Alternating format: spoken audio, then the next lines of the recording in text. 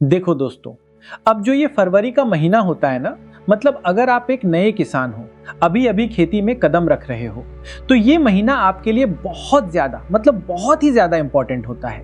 क्यों? क्योंकि देखो, फरवरी में जो मौसम होता है ना, वो ऐसा होता है कि आप किसी भी टाइप की सब्जी, कोई भी वेजिटेबल क्रॉप बहुत आसानी से ग्रो कर सकते हो।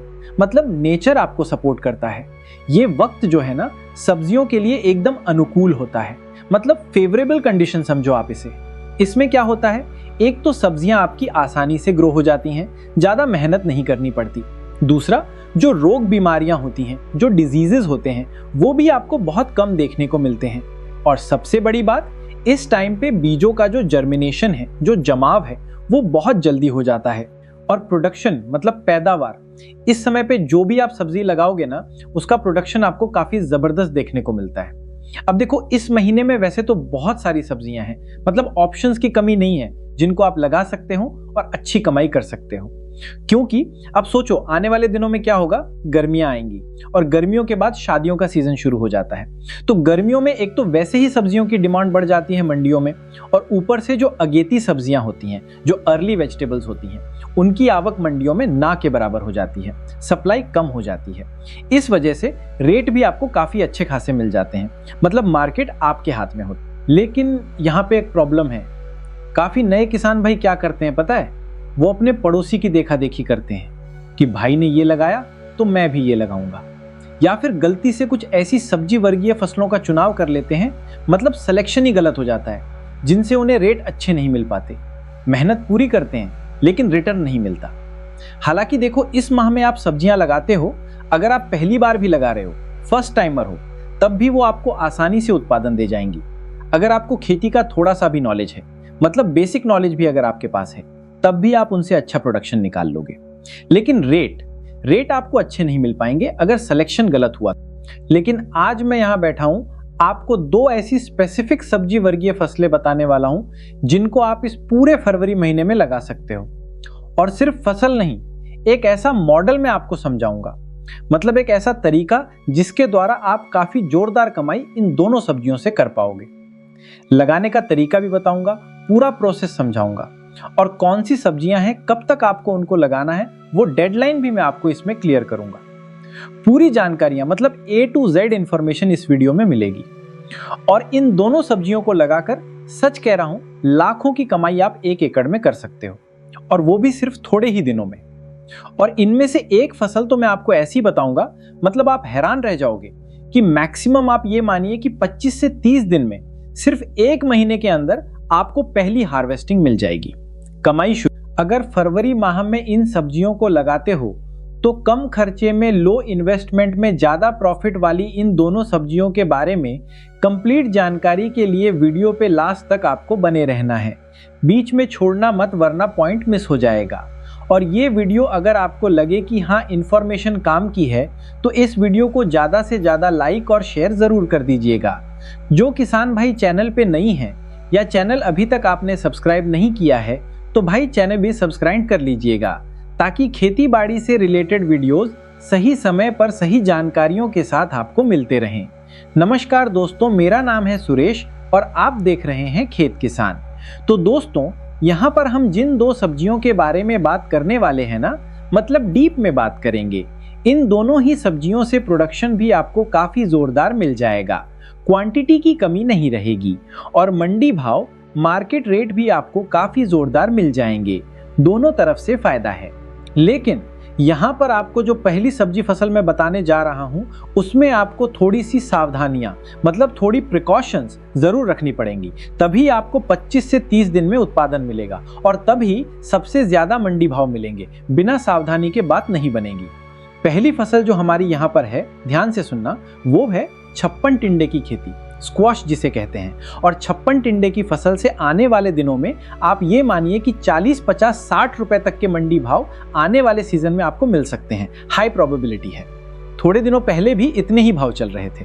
अब पिछले 5-7 दिन में जरूर इसके भाव में थोड़ी सी गिरावट आई है, मार्केट फ्लक्चुएट हुआ है, लेकिन जब तक आपका टिंडा तैयार होगा ना, तब तक इसके भाव वापस सुधर जाएंगे और काफी अच्छे खासे मंडी भाव आपको आने वाले सीजन में मिल सकते हैं लगाने के बाद में। अगर फरवरी में आप इसकी बुआई कर देते हो, तो मैक्सिमम आप ये मान के चलो कि 25 से 30 दिन में ये आपको उत्पादन देना शुरू कर देगा, मतलब क्विक रिटर्न। बाकी डिपेंड करता है आपकी खाद और उर्वरक पर, आपकी केयर पर और लगाने के तरीकों पर। दोस्तों, अब आप में से काफी किसान भाई ये भी सोच रहे होंगे, दिमाग में आ रहा होगा कि यार 56 टिंडे की फसल से इतने रुपए का प्रॉफिट कैसे निकलेगा, जो कि मैंने आपको स्टार्ट में बोल दिया है 2 से 3 लाख रुपए का प्रॉफिट आप 1 एकड़ में इस फसल को लगाकर निकाल सकते हो।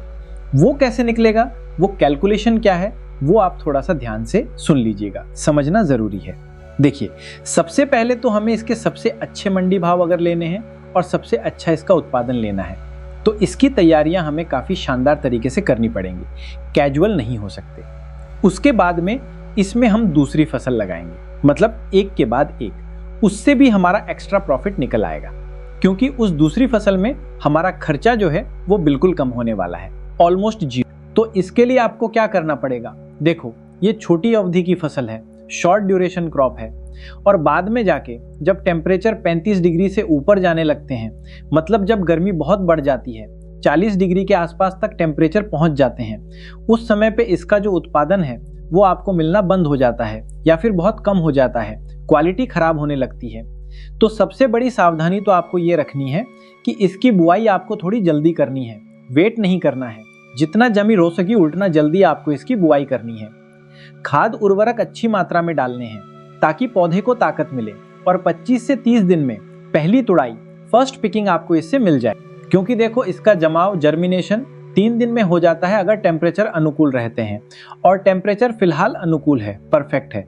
आज से टेम्परेचर बढ़ने शुरू भी हो गए हैं, पाले वगैरह अब गिरने वाले नहीं हैं, सर्दी जा रही है, तो 3-4 दिन में इसके बीजों का जमाव हो जाएगा और 25 से 30 दिन में आपको पहली हार्वेस्टिंग मिल जाएगी।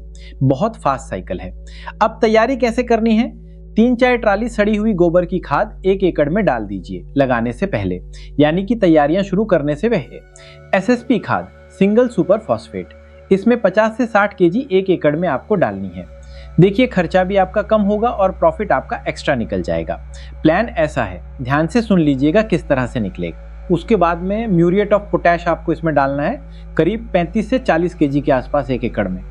और उसके बाद में यूरिया खाद की बात करें तो लगभग 20 से 25 केजी यूरिया खाद, 500 ग्राम फंजीसाइड कार्बेंडेजिम 50% वाला।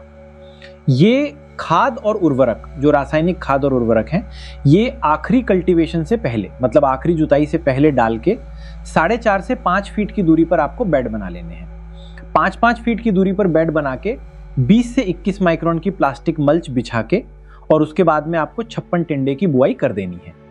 हो सके तो कोशिश करना कि फरवरी के पहले सप्ताह में आपकी बुआई कंप्लीट हो जानी चाहिए, तभी अच्छा उत्पादन आप इससे निकाल पाओगे। लेट करोगे तो फंसोगे, क्योंकि आगे जाके मैंने बता दिया, आपको फिर से अवेयर कर रहा हूं, टेम्परेचर बढ़ने के बाद में आपको ठीक से ही उत्पादन नहीं देगा।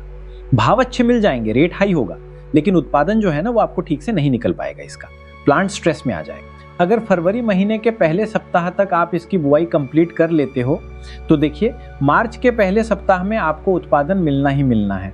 हो सकता है फरवरी के आखिरी सप्ताह में भी आपको उत्पादन जो है इसका मिलना शुरू हो जाए, अर्ली स्टार्ट हो जाए। उसके बाद में मार्च महीने में तो आपको इसका उत्पादन आराम से मिल जाएगा, कोई दिक्कत नहीं है, फ्लू बना रहेगा। उसके बाद में मतलब अप्रैल माह के मध्य तक, मिड अप्रैल तक जो है वो टेम्परेचर बढ़ने शुरू हो जाते हैं। तो कुछ एरिया में जहाँ पे टेम्परेचर काफ़ी ज़्यादा बन जाके ना 35 डिग्री से भी ऊपर चले जाते हैं, जहाँ पे अप्रैल महीने में, वहाँ पे तो आपको 15 अप्रैल तक, यानी कि करीब 70-75 दिन तक इसका उत्पादन जो है वो आपको मिल जाए। और कुछ एक एरिया में जहाँ थोड़ी ठंडक रहती है, अप्रैल के आखिरी सप्ताह तक भी आपको उत्पादन मिल सकता है। लेकिन जो मार्च का महीना है उसमें आपको पूरे महीने उत्पादन मिलता रहेगा। और 56 टिंडा एक ऐसी फसल है, जब तक आपको उत्पादन देता है तब तक आपको काफ़ी जोरदार उत्पादन इससे निकलता है, मतलब बल्क में निकलता है, काफ़ी जोरदार उत्पादन निकलता है। और भाव भी काफ़ी अच्छे खासे रहने की वजह से काफ़ी अच्छी खासी कमाई आप 1.5-2 महीनों में आराम से कर लोगे। Short time big money. लेकिन शर्त वही है, बुआई थोड़ी सी जल्दी कर देनी है आपको, डिले नहीं करना। उसके बाद में आपको क्या करना है, अब यहाँ आता है स्मार्ट फार्मिंग का खेल। 56 टिंडे की फसल जैसे ही 1 से 1.5 महीने की होती है ना आपकी, उस समय पे उसी प्लॉट में और उसी बेड में आपको दूसरी फसलों की बुआई कर देनी है। अलग से खेत तैयार नहीं करना। दूसरी फसलें कौन सी करनी है, जो बेल वाली सब्जियां हैं ना, क्रीपर वेजिटेबल्स, उनकी आपको बुआई कर देनी है। क्यों? क्योंकि सोचो, जो खाद उर्वरक आपने काफ़ी अच्छी मात्रा में डाले हैं, प्लास्टिक मल्च भी आपने लगाई है, वो मतलब उतनी ज़्यादा वेस्ट नहीं हुई है या प्लांट ने उतनी ज़्यादा ऑब्जर्व नहीं की है, यूज़ नहीं की है, क्योंकि आपकी जो फसल है वो मैक्सिमम मैंने आपको बताया 60-65 दिन की फसल है और टेम्परेचर जहाँ पे ज़्यादा बढ़ जाते हैं वहाँ पर आपकी 60 दिन में आराम से ये ख़त्म हो जाएगी।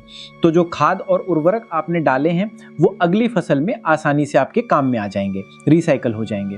प्लॉट आपका वैसे भी पड़ा रहना है, गर्मियों में खाली रहेगा और कोई फसलें उस समय पे आप ज़्यादा लगाते नहीं हैं, तो उसी समय पे आप जो है, जैसे ही आपकी फसल 1 से 1.5 महीने की होती है, उसी बेड पे आप दूसरी फसलों की जो बेल वाली सब्जियां हैं जो उस टेम्परेचर में आसानी से ग्रो हो, और मार्च के मध्य तक अगर आप दूसरी कोई भी फसल लगाएंगे तो वो आसानी से ग्रो कर लेगी। और वो जो दूसरी फसल आप वहां पे लगाएंगे वो आपको इससे ज्यादा मंडी भाव देके जा सकती है, मतलब बोनस प्रॉफिट, क्योंकि गर्मियों में भाव जो होते हैं सब्जियों में काफी ज्यादा होते हैं।